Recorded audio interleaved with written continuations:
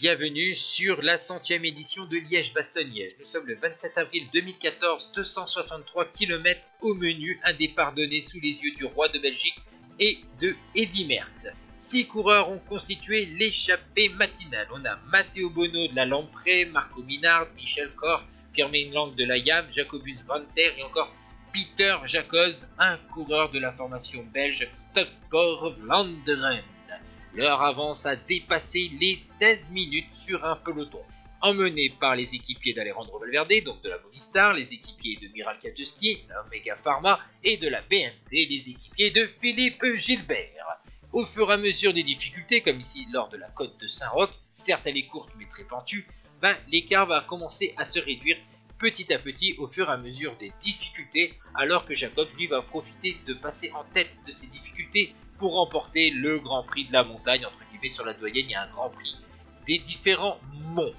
Ensuite, vous voyez que l'écart est passé sous les 10 minutes, à moins de 100 km de l'arrivée. Le travail des équipiers des leaders commence à porter leurs fruits, mais attention, on ne va pas non plus revenir trop vite sur les hommes de tête.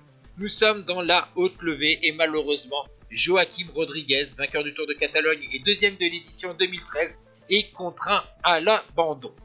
Ensuite, nous allons rejoindre à nouveau les hommes de tête. 65 km de l'arrivée, l'écart est passé sous les 5 minutes alors qu'on est dans la côte de la Véquée. 3 km à 6,4%.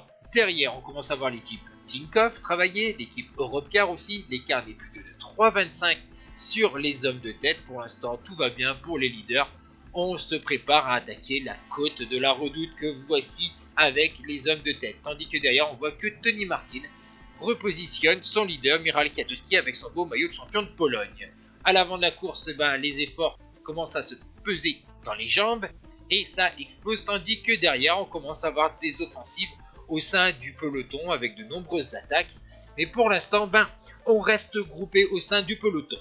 Mais c'est surtout dans la Roche au Faucon que Domenico Pozzovivo et Julian Arredondo tentent leur chance. Derrière, Kreuziger et Nibali tentent de revenir en contre. Malheureusement, ils seront repris. Et ensuite, le Colombien et l'Italien seront repris dans la descente vers Liège. Et on attaque maintenant la terrible côte de Saint-Nicolas, 1200 mètres à 8,6% dans les faubourgs de Liège. C'est les équipiers de Gerrans qui imposent le tempo dès le pied. Ensuite, on va avoir une accélération d'un coureur de la formation YAM.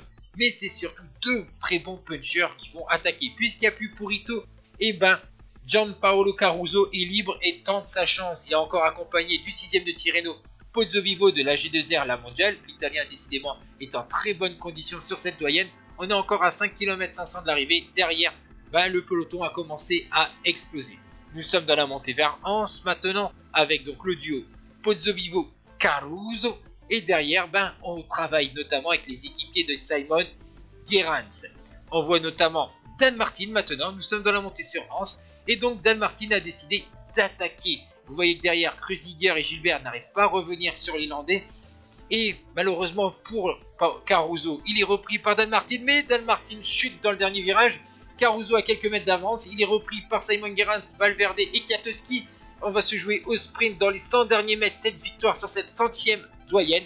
Et c'est un Australien, Simon Gerrans, qui s'impose. Lui qui a gagné le Tour de Lander, a fini 3ème de la Gold Race. Il devance Valverde, vainqueur en 2006 et 2008. Et Miral Kwiatkowski, 3ème de la Flèche Wallonne et 3ème donc de Liège-Bastogne-Liège. Ciao tout le monde.